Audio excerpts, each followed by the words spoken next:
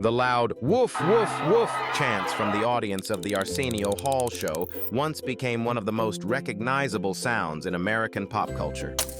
At his peak, Arsenio Hall wasn't just a famous host.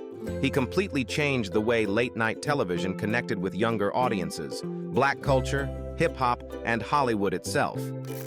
But then, he almost disappeared from the center of the spotlight. Today, Arsenio Hall's life looks completely different from the era when he ruled late-night TV. Fewer appearances, more privacy. A quiet life inside his California compound, far away from the industry built on constant attention. And maybe that's the most interesting part of his story, because after spending years in a business where visibility meant everything, Arsenio Hall seems to have found peace by stepping away from it. So what does life actually look like for the man who once ruled late-night television and then chose a far quieter life afterward? In many ways, it looks carefully protected. According to Celebrity Net Worth, Arsenio Hall purchased a new property in Calabasas, California in November 2022 for around $5.2 million. And the house says a lot about the version of Arsenio Hall that exists today. The property spans roughly 6,255 square feet and was designed around seamless indoor-outdoor living, something that fits perfectly with the quieter California lifestyle many celebrities eventually move toward after years in the spotlight. Inside, the home features soaring ceilings, hardwood floors, and a dramatic curved staircase that immediately gives the space a calm but upscale atmosphere. Multiple formal and informal living spaces are arranged around a private courtyard, creating a layout built less for flashy celebrity parties and more for comfort, privacy, and everyday relaxation. That feeling continues outside. The backyard was designed almost like a private resort, complete with an integrated BBQ kitchen, cooking station, imported Italian wood-fired pizza oven, dramatic stone landscaping, a beach entry pool, spa, waterfall, water slide, and large patio areas surrounded by greenery. Even the technical details reflect a lifestyle focused on comfort and control rather than pure extravagance. Solar panels, EV chargers, tankless water heaters, multiple independent air conditioning systems, central vacuum systems, phantom screen French doors, and plantation shutters. And maybe that's the most interesting thing about the property. It feels luxurious, but not loud. Private instead of performative. Comfortable instead of attention-seeking. Before moving to Calabasas, Arsenio also purchased another California home in Tarzana in October 2021 for approximately $5.2 million from Sean Murray. A little over a year later, he listed the property for sale for around $5.3 million. That pattern almost mirrors the larger evolution of his life, because some celebrities spend decades trying to remain visible. But Arsenio Hall's lifestyle now feels built around protection from visibility itself. This was a man who once spent years living under studio lights, audience expectations, ratings pressure, and non-stop public attention. Night after night, millions of people watched him perform energy, charisma, and confidence on command. So perhaps the quietness of his California compound is not accidental at all. Maybe it's recovery.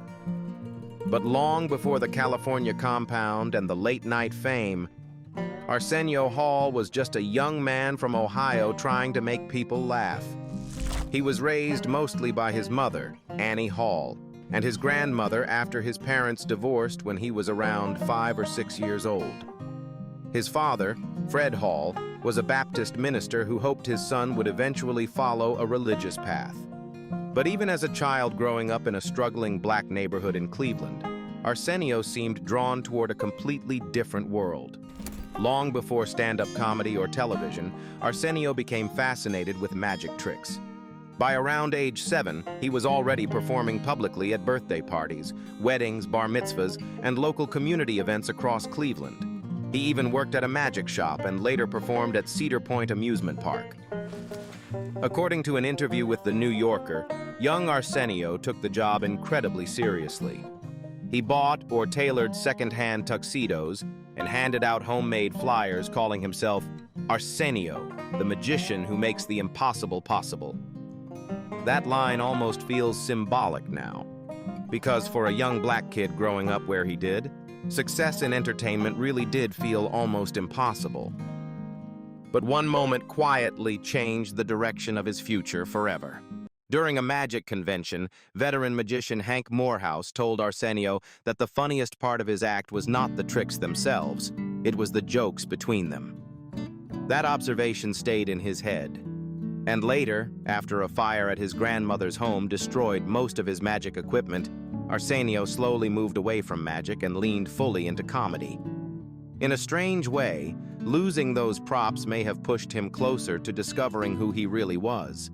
By around age 11, Arsenio had reportedly started creating his own version of a talk show inside apartment basements and neighborhood buildings. He would set up folding chairs, play records, perform jokes and magic tricks, and then interview neighborhood kids as celebrity guests. One boy named Junior would sing Temptations songs while Arsenio played host. Even then, he wasn't just dreaming about fame. He was already dreaming about hosting, because to him, Johnny Carson was what he later described as the architect of his dreams. After graduating from Warrensville Heights High School in 1973 and studying communications at Kent State University, Arsenio made the decision that changed everything. In 1979, he moved to Chicago to pursue stand-up comedy professionally. And this was the period where survival became part of the story. Small clubs, late-night performances, trying to stand out in rooms filled with comedians chasing the exact same dream. But Arsenio's charisma quickly separated him from many others.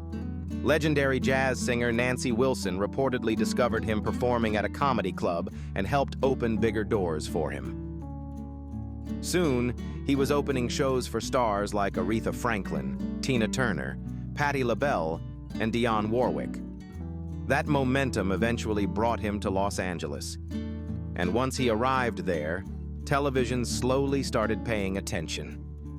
Arsenio appeared on Soul Train, joined the stand-up circuit, worked on Thick of the Night as a sidekick and announcer, appeared on Solid Gold, and kept building relationships with major black entertainers including Eddie Murphy, Richard Pryor, Luther Vandross, and Sammy Davis Jr. Those relationships would later become incredibly important, because Hollywood at that time still had very limited space for black late-night personalities. Arsenio Hall wasn't stepping into an open lane. He was preparing to build one himself. And eventually, one opportunity changed everything.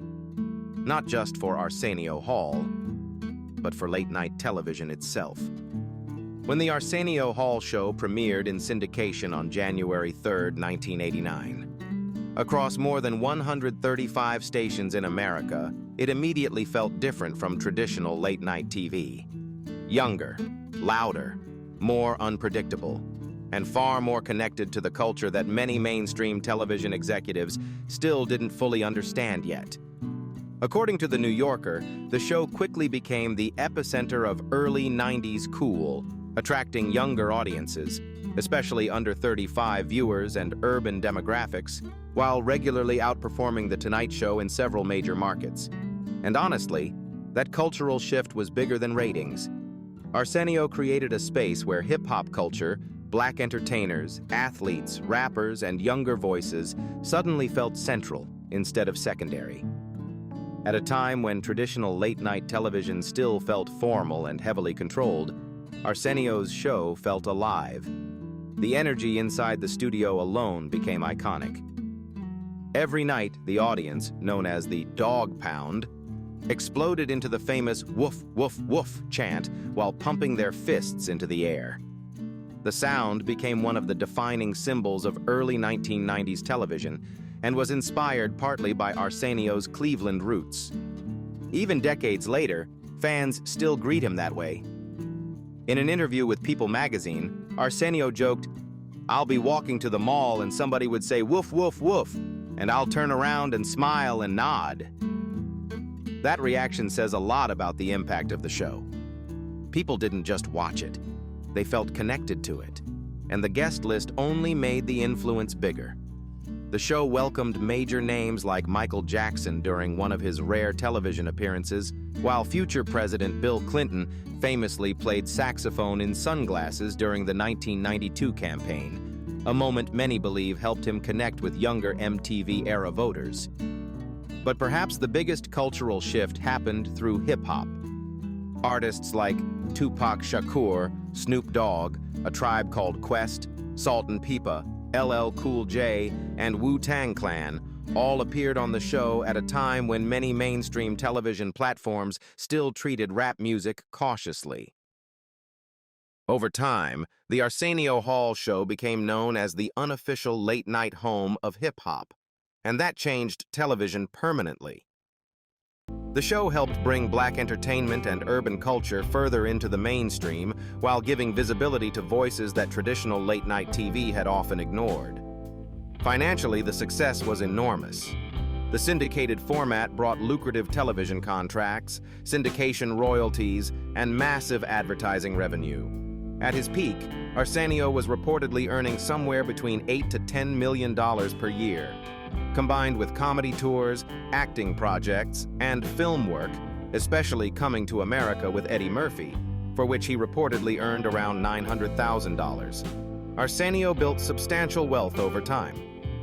According to Celebrity Net Worth, his estimated net worth as of March 2026 sits around $14 million. But maybe the biggest twist in the story is this: television fame can disappear almost as fast as it arrives. As competition from Jay Leno, David Letterman, and other late-night programs intensified, ratings slowly began declining.